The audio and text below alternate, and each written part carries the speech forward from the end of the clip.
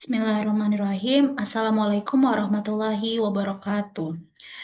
Perkenalkan, nama saya Ainun Mardia Daulay dengan NIM 250201021310, Program Studi Manajemen Universitas Cyber Asia dengan mata kuliah Manajemen Perbankan.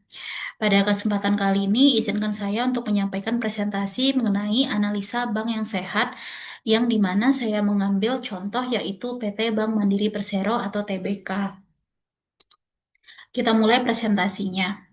Yang pertama adalah profil Bank Mandiri dan basis data. Nah, gambaran umum perusahaan. Nama bank adalah PT Bank Mandiri Persero Tbk, yaitu bank BUMN. Jenis banknya merupakan bank umum konvensional dengan bank BUMN terbesar di Indonesia dengan kode BEI BMRI. Kegiatan usahanya adalah perbankan korporasi, komersial, retail, treasury, dan ekosistem syariah.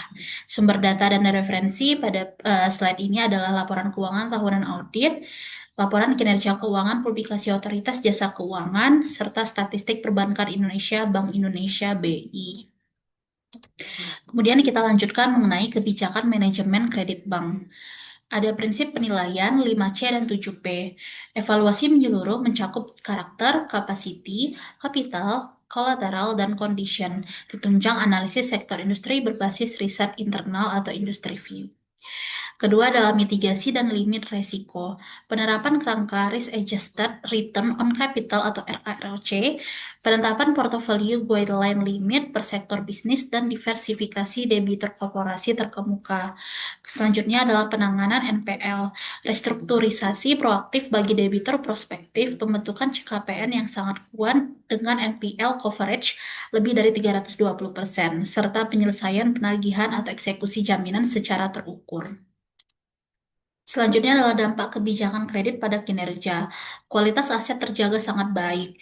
Kebijakan analisis kredit yang selektif berhasil menekan rasio NPL gross hingga 1,19%, jauh di bawah batas aman regulasi OJK sebesar 5%. Kedua adalah ketahanan portofolio risiko kuat. Pembentukan cadangan kerugian penurunan nilai atau CKPN yang memadai meminimalkan potensi guncangan terhadap beban operasional dan modal bank. Kemudian fokus sektor resilient. Penyaluran kredit difokuskan pada rantai pasok atau value chain, sektor prospektif seperti infrastruktur, energi terbarukan, dan segmen retail berkualitas tinggi.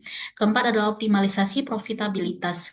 Kualitas penyerapan kredit yang tumbuh ekspansif diringi kehati-hatian berhasil memaksimalkan pendapatan bunga bersih dengan NIM 5,48%. Nah, ikhtisar laporan keuangan dari Bank Mandiri. Bisa kita lihat di sini ada pos laporan keuangan dengan total aset, kredit yang diberikan, dana pihak ketiga, serta laba bersih konsolidasi, di mana implikasi kesehatan bank pada ikhtisar laporan keuangan tersebut menjadikan bank terbesar Indonesia dengan skala bisnis terdepan, penyaluran produktif murni mendorong pendapatan, dinominasi dana murah atau CASA ratio tinggi lebih dari 74%, hingga rekor profitabilitas tertinggi sepanjang sejarah bank. Pertumbuhan dari keuangan PT Bank Mandiri bisa dilihat pada slide berikut ini. Total asetnya 2.174 ribu rupiah triliun rupiah, mohon maaf, di tahun 2023 dengan total kredit 1.398 ribu triliun rupiah di tahun 2023, DPK 1.577 ribu rupiah triliun rupiah di 2023, serta laba bersih 55,1 triliun rupiah. Pertumbuhan aset dan penjalan kreditnya solid serta efisiensi operasional mendorong lonjakan laba bersih di hingga 55,1 triliun rupiah, mencerminkan kinerja keuangan yang sangat prima bagi PT Bank Mandiri. Nah, ini ada evaluasi rasio. Rasio keuangannya ada CAR, NPL gross, ROA, ROE, BOPO, dan LDR. Nah, atas permodalan sangat tebal menopang ekspansi, kemudian risiko kredit bermasalah sangat terkendali, efektif menghasilkan laba dari total aset, imbal hasil sangat tinggi bagi pemegang saham, efisiensi operasional optimal berkat digitalisasi dan penyaluran kredit seimbang terhadap DPK. Nah, selanjutnya adalah analisis khusus rasio CAR dan NPL. CAR itu adalah Capital Adequacy Ratio, sedangkan NPL itu adalah Non-Performing Loan. Nah, dari CAR hasil perhitungannya adalah 24,5%. Kapasitas permodalan Bank Mandiri sangat kuat, melebihi ambang regulasi OJK yaitu 8-12%. Modal yang tebal memberi bantalan kuat terhadap potensi risiko serta ruang ekspansi kredit yang masif. Selanjutnya, NPL gross itu 1,19%. Rasio NPL jauh di bawah ambang batas maksimal OJK yaitu 5%. Hal ini menandakan prinsip kehati-hatian dan manajemen penyelesaian kredit bermasalah yang sangat efektif bagi PT Bank Mandiri. Nah, ekosistem digital Livin dan Kopra, layanan digital utama Bank Mandiri. Yang pertama ada Livin by Mandiri, yaitu retail super app. Memiliki lebih dari 23 juta pengguna terdaftar dengan volume transaksi lebih dari 2,8 miliar. Menyediakan fitur transfer, investasi, pembayaran, QRIS, hingga lifestyle. Yang kedua adalah Kopra Bank Mandiri, wholesale super platform, platform digital terintegrasi untuk nasabah korporasi, cash management, trade finance, dan treasury. Manfaat dan dampak keuangan, akuisisi dana murah meningkat signifikan dengan rasio CASA lebih dari 74,8%, menekan cost of funds atau COF menjadi hanya 1,91%. Kontribusi digital income-nya dari slide berikutnya kita bisa lihat total fee based income FBI mencapai 32,5 triliun. Inovasi digital living dan Kompra memberikan kontribusi langsung sebesar 4,4 triliun rupiah sekaligus meningkatkan efisiensi operasional secara berkelanjutan. Selanjutnya, risiko digital dan strategi mitigasi. Risiko keamanan cyber, ancaman malware, phishing, dan peretasan data nasabah.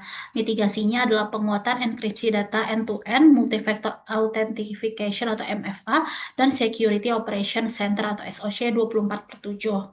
Nah, risiko downtime server, potensi kegagalan sistem saat lonjakan transaksi atau peak hours. Mitigasinya adalah penerapan infrastruktur atau cloud hybrid, redundancy server, serta uji beban rutin atau load testing. Risiko fraud dan rekayasa sosial, kejahatan manipulasi psikologis terhadap nasabah. Mitigasinya adalah edukasi publik secara berkelanjutan dan pemanfaatan AI, real-time transaction monitoring system. Selanjutnya, kesimpulan. Nah, jadi Bank Mandiri itu merupakan bank yang sangat sehat. Bank Mandiri memenuhi kriteria peringkat komposit 1 atau sangat sehat dengan kualitas modal, likuiditas, efisiensi, dan profitabilitas yang sangat tinggi. Rekomendasi 1, akselerasi hyper, personalization, dan integrasi AI pada platform living untuk mendorong pemanfaatan produk bernilai tambah tinggi dengan investasi dan pinjaman digital. Rekomendasi 2 itu penguatan kerangka kerja Zero Trust Cyber Security Resilience guna melindungi aset digital dan kepercayaan seluruh ekosistem nasabah. Demikian yang dapat saya sampaikan terkait analisis bank yang sehat pada Bank Mandiri Persero Tbk. Terima kasih atas kesempatannya. Assalamualaikum warahmatullahi wabarakatuh.